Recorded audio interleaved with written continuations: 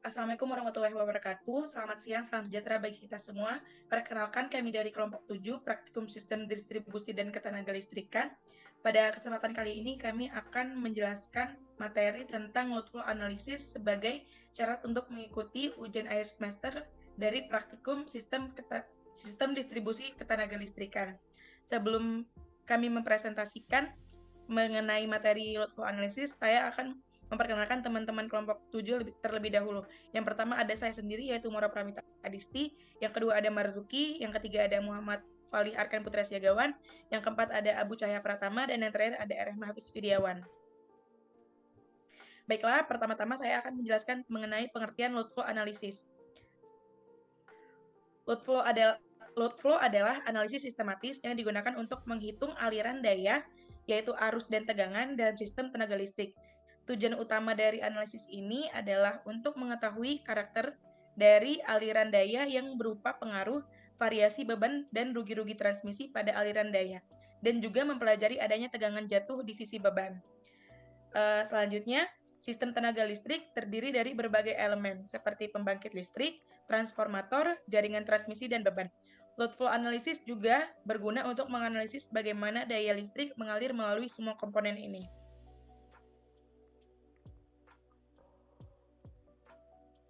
Selanjutnya, hal yang mempengaruhi daya yang dikirim. Yang pertama itu ada impedansi di saluran transmisi. Impedansi di saluran transmisi dapat terjadi karena berbagai hal dan sudah mencakup resultan antara hambatan resistif, induktif, dan kapasitif. Hal ini yang menyebabkan rugi-rugi daya karena terkonversi atau terbuang menjadi energi lain dalam transfer energi. Yang kedua itu ada tipe beban yang tersambung jalur. Ada 3 tipe beban, yaitu resistif, induktif, dan kapasitif. Resultan antara besaran hambatan kapasitif dan induktif akan mempengaruhi faktor daya sehingga mempengaruhi perbandingan antara besarnya daya yang ditransfer dengan yang diterima. Baiklah, selanjutnya akan dijelaskan oleh teman saya.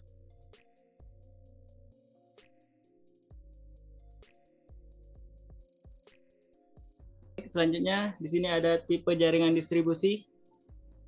Tipe jaringan distribusi ini ada 4. Yang pertama ada sistem radial. Sistem radial merupakan jaringan sistem distribusi primer yang sederhana dan murah biaya investasinya. Pada jaringan ini, arus yang paling besar adalah yang paling dekat dengan gardu induk. Adapun kelebihan dan kekurangan. Kelebihan dari sistem radial yang pertama, lebih murah biaya investasinya. Kemudian yang kedua, lebih sederhana pengendalian dan sistemnya.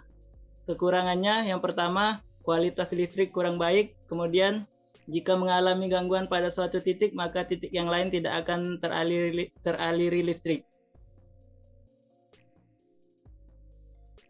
Yang kedua ada sistem ring atau loop. Tipe ini merupakan jaringan distribusi primer, gabungan dari 2 tipe jaringan radial di mana ujung kedua jaringan dipasang PMT. Tipe ini lebih handal dalam penyaluran tenaga listrik dibandingkan tipe radial, namun biaya investasi lebih mahal. Adapun kelebihannya, yang pertama kualitas listrik lebih baik. Yang kedua, jika mengalami gangguan pada suatu titik, maka titik yang lain bisa dialiri listrik dari PMT yang lain. Adapun kekurangannya, yang pertama biaya investasinya lebih mahal. Yang kedua, lebih rumit pengendalian dan sistemnya.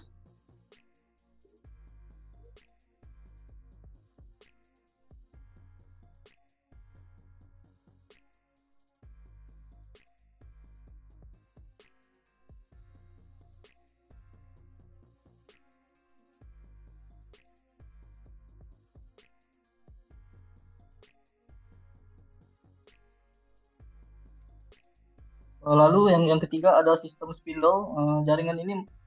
Sistem jaringan ini merupakan jaringan distribusi primer gabungan dari struktur radial yang ujung-ujungnya dapat disatukan pada gardu hubung dan terdapat penyulang ekspres. Lalu yang keempat ada sistem mesh.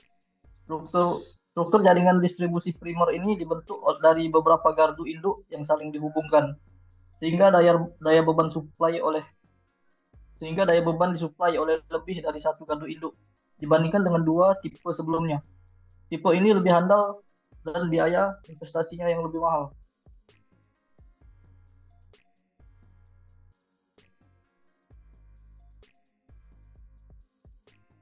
Selanjutnya yaitu metode dalam analisis aliran. Yang pertama, metode Gauss-Seidel. Sistem Gauss-Seidel adalah salah satu jenis analisis yang paling umum. Keunggulan dari sistem ini adalah kesederhanaan dalam pengoperasian daya komputasi yang diperlukan terbatas dan waktu penyelesaian yang sedikit. Namun tingkat konversinya yang lambat menghasilkan banyak iterasi. Jumlah bus yang lebih banyak meningkatkan iterasi ini. Yang kedua, metode Newton-Raphson. Metode Newton-Raphson adalah metode yang lebih canggih menggunakan konvergensi kuadrat dan yang lebih kompleks. Yang ketiga, metode fast-decoupled. Keuntungan utama dari metode ini adalah menggunakan lebih sedikit memori komputer, kecepatan kalkulasi 5 kali lebih cepat daripada Raphson menjadikan pilihan populer untuk manajemen jaringan listrik secara real time. Selanjutnya, teknik aliran daya. Yang pertama, beban secara matematis menganalisis aliran beban menggunakan perangkat lunak atau software. Ada banyak software analisis yang tersedia untuk membantu analisa aliran daya dengan software seperti ETAP, SKM, Easy Power, PSS, Newplan, dan lain-lain. Penggunaan perangkat lunak menyederhanakan pelaksanaan studi aliran beban. Selanjutnya akan dilanjutkan oleh teman saya.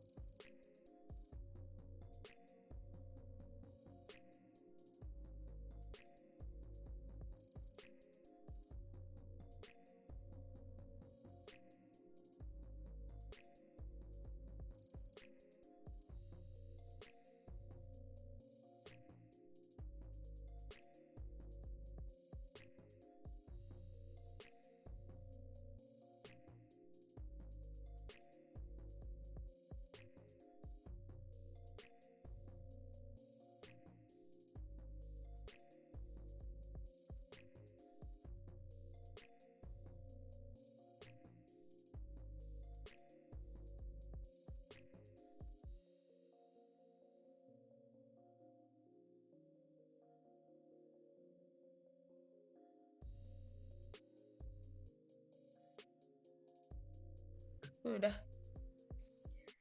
Baiklah, materi mengenai load flow analysis dari kelompok 7.